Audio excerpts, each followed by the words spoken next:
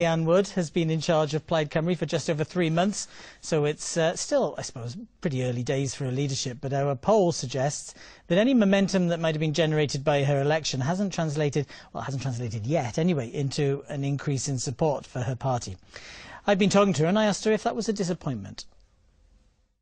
I'm pleased that we're in second place, and that's where I wanted us to be, and that's where we are. And we've managed to achieve that in quite a short period of time, so I'm actually pleased with that position. Could you have done, or what could you have done differently to try to seize that momentum? Because obviously there was a lot of interest when you were elected, and these poll figures show that perhaps interest is dropping off. What could you have done differently? Well, there's a difference between running an internal election campaign. There was a lot of momentum built up around that. We haven't had a similar campaign to be running since. But you could have built on all the public, because you got a lot of publicity for that election campaign. You got a lot of publicity for your particular election. What I've tried to do since becoming leader is to make sure that Plaid Cymru's focus is entirely on the economy. Jobs have to be the priority. Our economy is weak and getting weaker, and I've tried to ensure that that is, the economy and jobs are the top issue on the political agenda, and I think that I've succeeded in doing that. Clearly, we've got a long way to go, because my ambition is to turn around the Welsh economy, not just talk about it, but actually put in place a plan that we can deliver by being in government, and that's what I'm trying to build within Plaid Cymru. So is it too early for me to suggest that you have a rethink about that? Perhaps you should have done something a little more spectacular after your election? Well, look, I'm planning to be the leader of Plaid Cymru for a long time. I've got a long-term plan. You're not going to see major changes in the short term, but over time, and certainly by the time the next Assembly election comes round, I'm hoping that there will be major changes. Do you have any concerns? Are there any concerns being expressed to you within the party that perhaps your stance, or your controversial stances on a couple of big topics, such as the royal family, such as nuclear power, such as independence, are those what might be behind these figures, do you think? No, I think there's always going to be discussion in Plaid Cymru about various aspects of policy.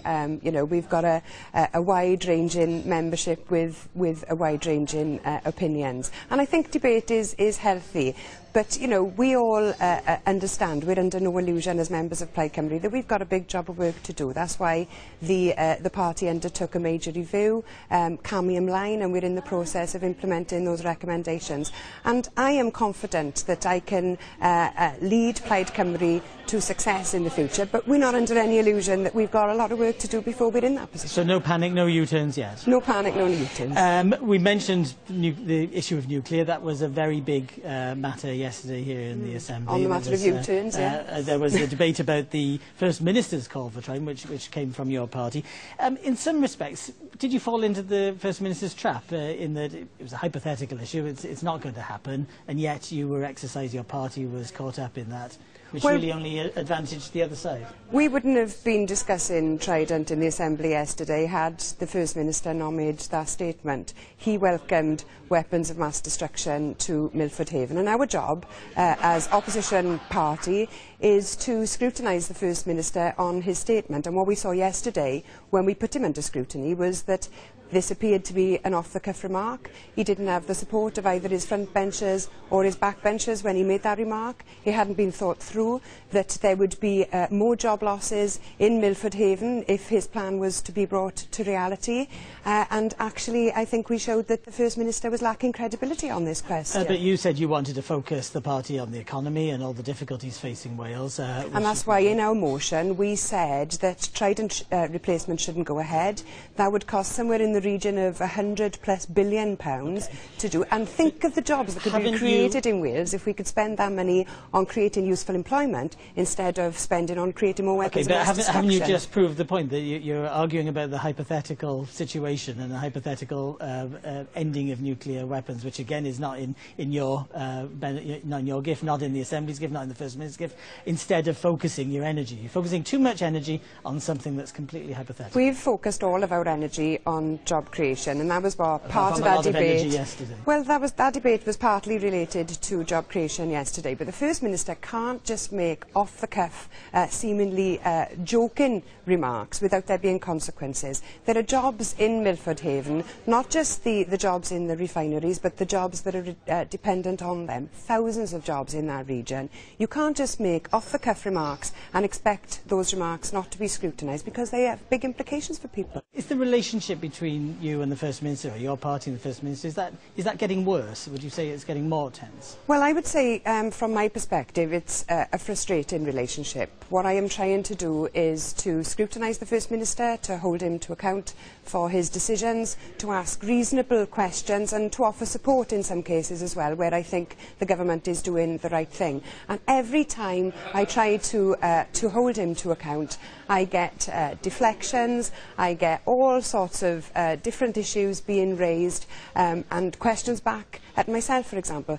Now, I don't think that he is behaving in a way that we would expect of our First Minister, and if he's not up to the job, then I'm offering to do it myself. Okay, well, we'll put it to him and see what he thinks of that. I think we can guess the answer, but it does seem that any chance of you working with Labour in any formal or informal relationship, that's slipping away, isn't it? Well, it would be great if we could look at what political areas we share, right, in common. There are many areas on which we would agree, but the First Minister is not interested in having that kind of conversation. He's not interested in looking to work with other political parties.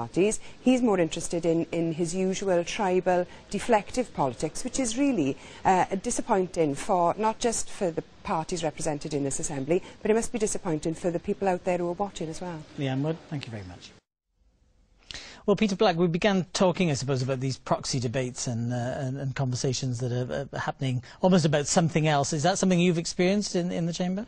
Yeah, I think to an extent. I mean, the opposition is doing its best to table debates about things which are actually happening in Wales and about the important things. And we had a debate on the rural economy yesterday, and we've tabled a lot of debates on health and trying to hold ministers to account. But Leanne is right. The ministers do try to deflect criticism by talking. Isn't that what ministers do? Well, it is what ministers do, but they talk about the UK Parliament, they throw things back at you which aren't really relevant, and that's how they try to do it. So I think the level of scrutiny in the Chamber is actually very poor, because ministers don't respond to it, and you do get much better scrutiny in the committees, where you can come back at ministers time and time again and actually try to pin them down on what they say, and I think that's the value of having the committees as opposed to these showpieces of the plenary. Mick, Antoniw, as a government backbencher, do you get better responses and better answers from ministers?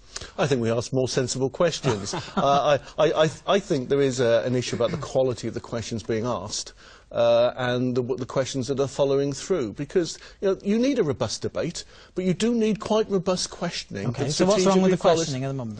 I think the questioning at the moment is too predictable. It's too predictable and is not backed up enough by, I think, strategic points and research and so on. I'd say probably the best of the persons asking the questions is probably Kirsty Williams at the moment. She obviously has a certain degree of experience within it and does ask quite effective questions. And I think that is very important. They'll probably cut that out and keep that comment as well. Oh, absolutely. It's practically an endorsement. They're welcome to it. Peter Black, Leanne Wood was talking about a dismissive attitude from the First Minister. Is that something that you've seen? It does happen occasionally, and I think Mick's right. I mean, if you haven't done your research and you haven't got a strategy, he does tend to be more dismissive. Okay, yes. well, we're talking about tensions, because this is, I suppose, different types of tension. There's been an awful lot of tension this week, not just this week, but we've seen it a lot this week, between Labour in Westminster and the Conservative Secretary of State for Wales and the Welsh Government and the UK Government. Is that helpful, that level of tension? I don't really see it as tension. I think it is becoming more robust. It's getting quite personal. I don't like the personalisation if that creeps in, but what I do like to see is clear, robust debate, and I do like to see passion in debate. I think one of my criticisms before I came onto the Assembly was that it was a bit too cosy. Do you think that it's just less cosy now, Peter Black?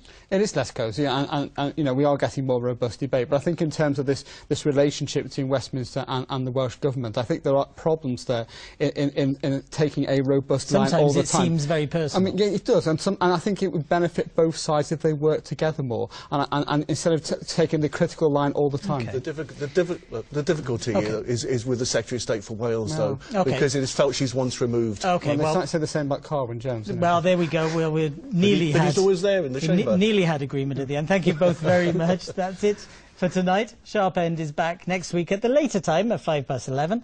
In the meantime, you can follow me on Twitter, and you can also keep up with Welsh politics on our website. As well as regular updates, by the way, we're currently piloting a weekly look ahead, which is online every Monday. Click on that if you don't mind. Let me know what you think about it. For now, though, thanks very much to my guests, Mick Antoniw, Peter Black. Thank you for watching. Bye-bye.